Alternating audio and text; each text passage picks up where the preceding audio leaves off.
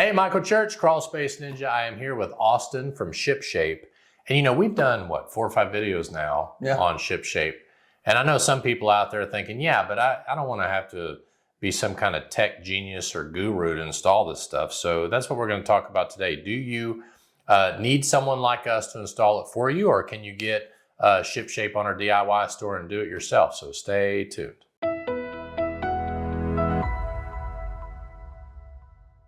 So Austin, whenever someone purchases the Shipshape products, it comes in a box very similar to this. Yes, sir. And you're going to kind of go over what's in the box. And I'm sure you have installation videos. It's on the apps and all that. So we're not going to get into how to install, but we're going to kind of go into the ease of installation, right? So you don't have to be from the Geek Squad or something to put this technology together, right? No, sir, not at all. It's really easy, and I don't want to overcomplicate it. Basically, you have a Shipshape gateway that looks exactly like this. You just plug this gateway into your router and then into a power source. And then you pair the sensors to the gateway. This is a power sensor. This is the environmental sensor. This is the range extender. So these are the sensors you're going to pair to the gateway. And then after you pair them to the gateway, you just plug them in and you're done. The beauty part about it is we have a support team that is just one click away, and we can get on the phone and walk you through it as well. Now, this doesn't work on Wi-Fi. No, sir. It's a cloud-based system, so it uses different frequencies to connect. Right. So you do have to have Wi-Fi, though, correct? Yes, sir. You have to have internet. Okay. But we do not need your Wi-Fi password. You don't make the Wi-Fi drop in speed. You're not even on the Wi-Fi system. No, sir, right? not at all. So the other thing that is in some of these is there's batteries in them, and you got to pull the tab, right, for the battery sensors to connect. Yes, is that sir. This only? Is that right? Yes, sir. So this is the only one that's battery operated. There's usually a green tab in here that you have to pull to connect the sensor. And the batteries usually last about 5 years. But what's really cool about it is we can see that from our dashboard, the battery life of the battery, and we can send you an alert when that battery is actually about to go dead. Oh, wow, that's cool. Yeah, pretty neat. So these plug in, you don't have to worry about it. May I see this little guy, the sensor? Oh, yeah. So this is your humidity.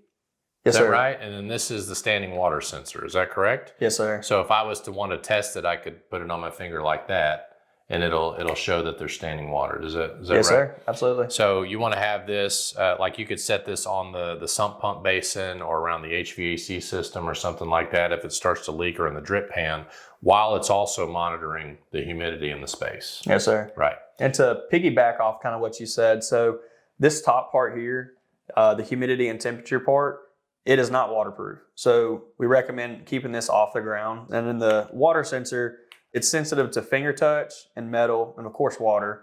So just make sure when you're placing it not to place it near something that is metal. But like you said, place it on the sump pump basin lid. And that way, if that pump does fail, the water is going to rise and hit the sensor and send you a notification.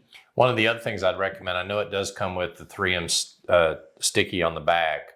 Sometimes that doesn't stick well to, say, wood or a dirty PVC or something. So get you some zip ties and kind of like secure that. Yes, sir. That'd be a good idea. Zip ties really well. It works really well, and it's easy. I like to do it because it's easy. Yeah.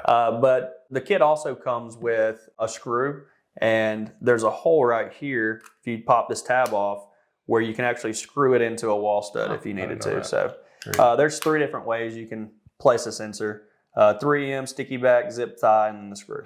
So these come with, you've got 2 different kits. You've got a single appliance kit and then a double appliance kit. Yes, sir. And let's say I wanted to monitor like more, I could buy these as add-ons. Is Absolutely. that right? And do I need more range extenders and all that depending on the size of the house? Depending on the size of the house, we do recommend getting additional range extenders. It just depends. If you're in a 3-story house and say your internet router's on the bottom floor, but you're trying to monitor the humidity levels in your attic, along with maybe a dehumidifier in your attic, you may want to get 2 range extenders, one for the middle level, one for the top level. That's great. And on our DIY store, we'll tell you exactly what comes in the kit.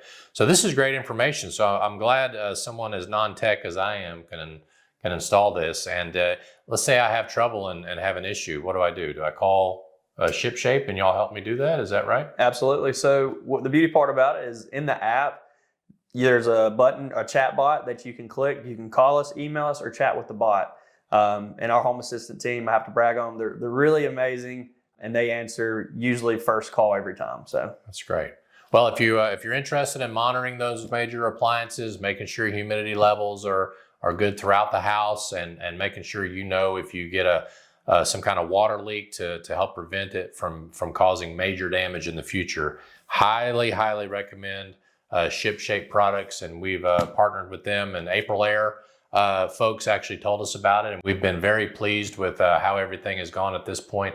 So Austin, appreciate you coming out and educating us about this, and hope you all make it a happy and blessed day, and we'll see you later.